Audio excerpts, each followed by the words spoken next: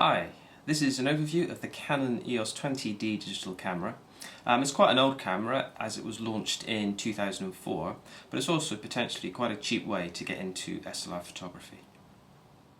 And here's the digital camera up close. With this one here I've attached a Canon 28 to 105mm lens on the front. As I mentioned, it was launched in 2004, so it's been around a while, this camera.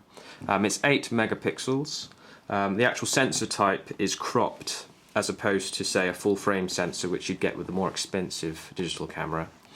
With a cropped sensor, basically when you take a picture, the extremities of the image which you see when you look through the viewfinder will not be recorded. So if you want to take a picture and you want it to take exactly what you see through the viewfinder, you'd have to go for a full frame camera, and those are typically more expensive. The camera itself has 9 focusing elements and it weighs 685 grams. The lens mount on the camera will accept both EF and EFS lenses. And the actual storage medium is compact flash, and there's a little door on the side here which you flick up and the compact flash card goes in there. So the 20D itself is primarily a metal body construction, which is an advantage over some of the cheaper models that are available. The ISO range with this camera ranges from 100 up to 3200.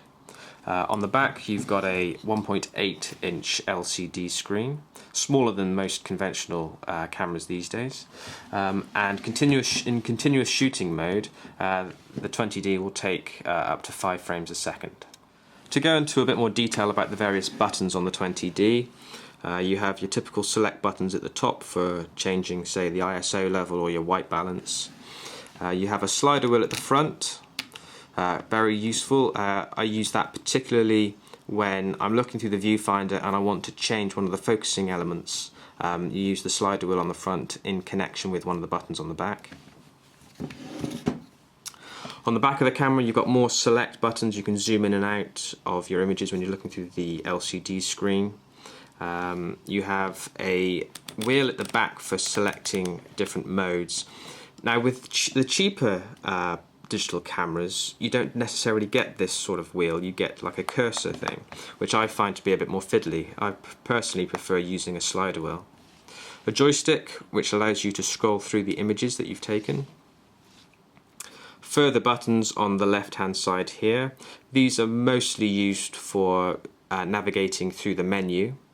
If I turn the menu on, there you go, you have the menu at the back and there's plenty of different settings you can change, and you typically use buttons here in connection with the slider wheel.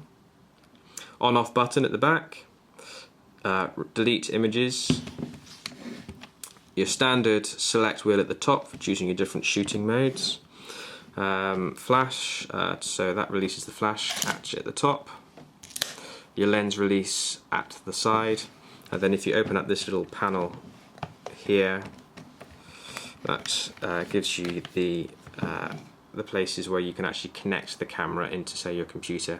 It uses a mini USB cable.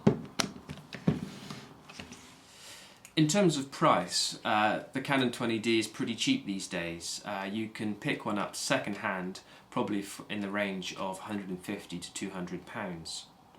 I bought this one myself a few years ago and it cost £175, and the price really hasn't changed that much since then. The older version, which is the Canon 10D, naturally you can pick it up slightly cheaper, but it's not that much cheaper, to be honest. And the newer version, which is the Canon 30D, is quite a bit more expensive, and you're probably talking between £200 and £300. So if it was a choice out of those three, I would probably try and go for the 20D when you consider the capabilities of the camera and how much it costs.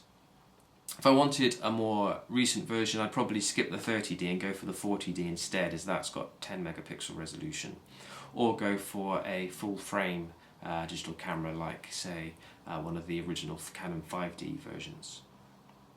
So overall, I think the 20D is a very good camera. I've had it for a number of years and I've thoroughly enjoyed using it.